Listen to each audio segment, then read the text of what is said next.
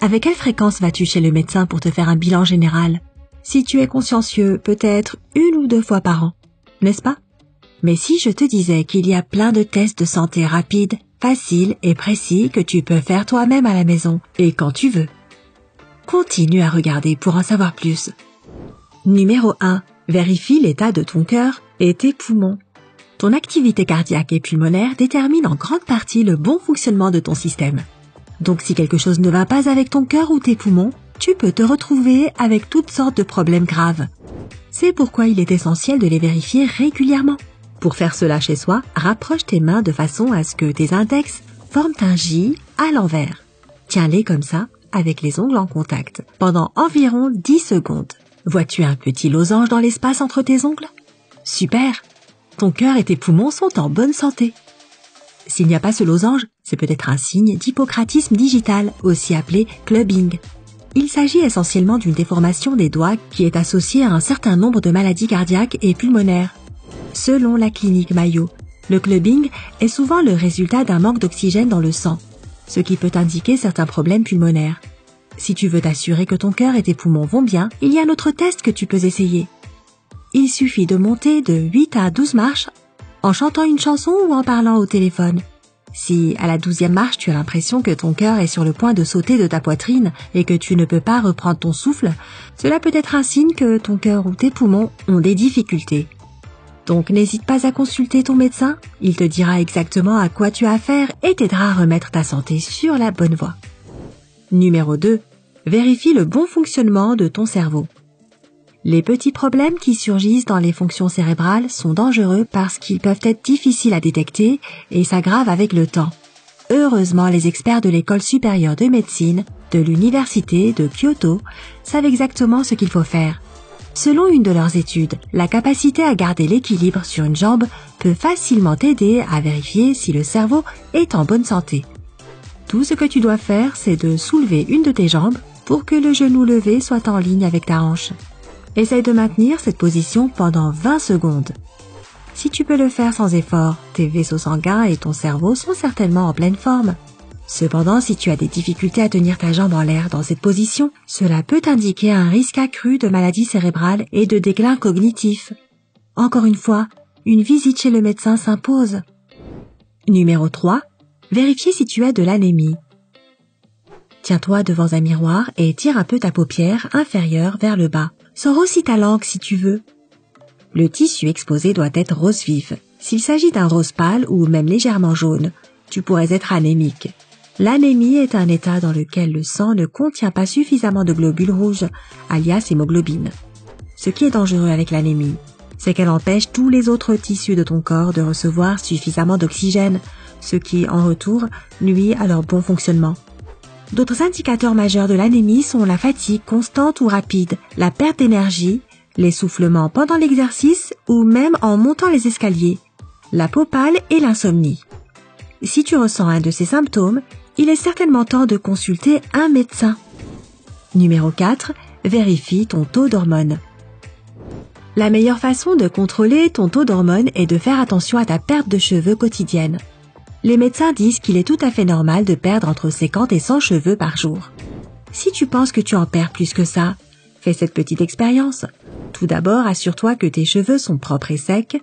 Maintenant, prends une petite mèche de cheveux et tire légèrement dessus. Si tu te retrouves avec 2 ou 3 cheveux entre les doigts, tu n'as pas de quoi t'inquiéter. Tes hormones vont très bien. S'il y en a plus, cela pourrait signifier qu'il est temps de consulter un spécialiste des cheveux et du cuir chevelu. Cette perte de cheveux peut provenir de divers facteurs, dont le stress, des mauvais soins capillaires et de graves problèmes de santé. Un possible déséquilibre hormonal jouerait ici un rôle énorme, ce qui rendrait tes cheveux beaucoup plus fins et fragiles. N'ignore pas ce symptôme et assure-toi de prendre les mesures nécessaires. Numéro 5. Examine tes nerfs. L'une des affections nerveuses les plus courantes est le syndrome du canal carpien. Il s'agit d'une douleur dans les mains et les doigts qui vient d'un nerf comprimé dans le poignet. Cette maladie est courante chez les artistes, les motocyclistes et ceux qui écrivent beaucoup sur un clavier d'ordinateur, comme les employés de bureau. Pour t'examiner, commence par lever les bras et tendre 2 poings devant ton visage. Tes poignets doivent être tournés vers toi. Essaye maintenant d'atteindre le bas de ta paume avec le bout des doigts et maintiens cette position pendant environ 1 minute. Si tu commences à ressentir de la tension, de la douleur ou des picotements désagréables, tu pourrais avoir le syndrome du canal carpien. Si tu penses que c'est le cas, tu dois vraiment consulter ton médecin le plus tôt possible. Le syndrome du canal carpien ne fait qu'empirer avec le temps, donc un diagnostic approprié pendant les premiers stades peut vraiment faire une différence. Numéro 6. Vérifie ton taux de glycémie. L'hyperglycémie n'est jamais un bon signe, mais la chose la plus dangereuse qu'elle peut entraîner, c'est une neuropathie diabétique. Cette maladie survient lorsque l'hyperglycémie commence à endommager les nerfs du corps et cible normalement les jambes et les pieds. Pour vérifier ta glycémie, tu auras besoin d'un crayon et l'aide d'une autre personne. Demande à un ami de toucher tes pieds et tes orteils avec la pointe et la gomme du crayon. Concentre-toi vraiment sur ce que tu ressens et réponds à une question simple. Peux-tu faire la différence entre les deux extrémités du crayon sans regarder? Si c'est un jeu d'enfant pour toi, alors la neuropathie diabétique n'est pas une chose qui devrait t'inquiéter. Mais si tu ne sens aucune différence entre les deux extrémités du crayon, cela signifie que les terminaisons nerveuses de tes pieds ne fonctionnent pas au maximum. Outre ce signe alarmant, d'autres symptômes notables de cette maladie sont des douleurs et des engourdissements dans les jambes et les pieds, ainsi que des problèmes digestifs. C'est pourquoi plus tu te feras traiter tôt, mieux ce sera. Numéro 7. Vérifie l'état de tes artères. Allonge-toi sur le dos, lève les jambes à un angle de 45 degrés et maintiens cette position pendant environ 1 à 2 minutes. Une fois le temps écoulé, examine de près la couleur de tes pieds et de tes orteils. Est-ce qu'ils sont pâles ou légèrement blancs? Si c'est le cas, il est possible que tu aies un problème circulatoire qui rétrécit tes artères et par conséquent, ton flux sanguin diminue vers tes jambes. Dans le monde médical, on appelle cela une maladie artérielle périphérique et elle ne touche parfois qu'une seule jambe. Donc si tu vois que l'une de tes extrémités ou les deux sont pâles, pose-toi quelques questions supplémentaires. Tes jambes s'engourdissent et deviennent faibles assez rapidement. Il est parfois dur de marcher. Si tu réponds oui à la plupart de ces questions, tu dois absolument consulter ton médecin le plus vite possible. Selon la clinique Mayo, la maladie artérielle périphérique peut être un signe d'athérosclérose qui diminue le flux sanguin vers le cœur et le cerveau. Numéro 8. Vérifie ton ouïe.